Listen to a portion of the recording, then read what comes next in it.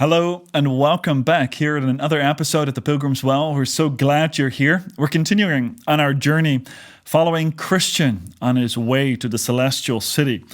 We have arrived in Palace Beautiful and we're going to speak to three virgins or three ladies. The first one is Lady Piety and then Prudence and then Charity. So let's begin this conversation. Piety begins by saying, "Come now, good Christian. Since we have been so loving toward you by receiving you into our house tonight, let us profitably spend time together amongst ourselves by talking with you about all the things that have happened to you on your pilgrimage."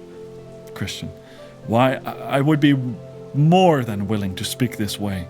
How glad I am that you prefer this type of conversation." Piety: "What moved you at first to take upon yourself the life of a pilgrim?" Christian: "I was driven out of my native country by a dreadful sound that was in my ears. That is the persistent conviction that unavoidable destruction would consume me.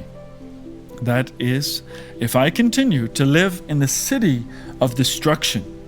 Piety: "But how did it happen that you came out of your country in this direction?" Christian: "It was as God would have it.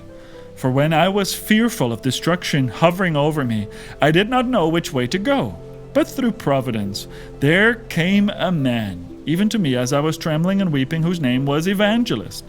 And he directed me toward the wicket gate, this narrow gate. Otherwise, I would have not found it. And so, at the same time, he pointed out the way that has led me directly to his house." Piety: "But did you not come by way of the house of the interpreter?" Christian: "Yes, and the things that I saw there were truly memorable. They will stay with me as long as I live, and especially three scenes. They were how Christ, in opposition to Satan, maintains his work of grace in the heart, how the man in the iron cage has sinned himself quite out of the hope of God's mercy, and also the dream of the man who thought in his sleep that the day of judgment had come." Piety: "Why did you hear this man tell about his dream?" Christian: "Yes, and I thought it was such a dreadful revelation. It made my heart ache as he was telling about it. Nevertheless, I am glad that I heard it." Piety: "Was that all that you saw at the house of the interpreter?" Christian: "No, not all, for he took me to where I saw a stately palace, and how people dressed in gold lived there, and how a courageous man strode forth and cut his way through the armed man that stood in the doorway to keep him out, and how he was commanded to come inside and win eternal glory. My mind and heart were totally ravished at the sight of these things.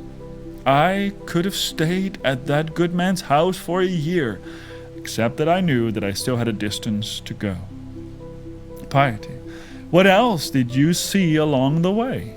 Christian: "See?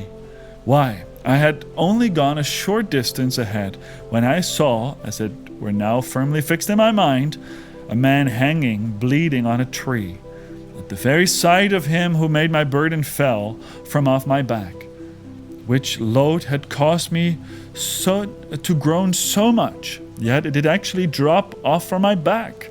It was so astonishing for me because I had never experienced such a thing before. Yes, and while I was looking up at the tree, for I could not stop looking, three shining ones came to me. One of them declared that my sins had been forgiven. Another stripped me of my rags and gave me this embroidered coat, as you can see. And the third set a visible mark on my forehead and gave me this sealed scroll, which I keep in my chest pocket, as I now show you." Piety: "But you saw even more than this, did you not?" Christian: "The things that I have told you about were the best, yet I saw some other interesting matters, namely three men lying asleep beside the way with shackles upon their heels. Their names were Simple, Sloth, and Presumption, and it was near impossible to waken them to their danger.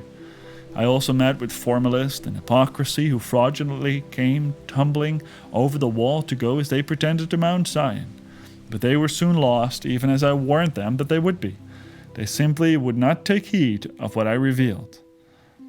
However, it was most difficult of all getting up this hill that leads to your house, and equally as distressing in passing by the savage mouths of those lions.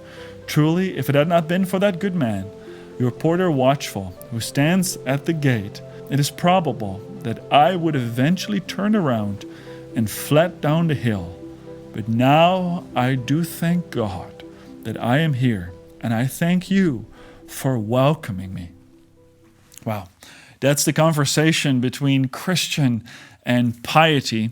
And as you can notice, Piety is very interested in Christian's experience as he walks and as she follows the story of Christian.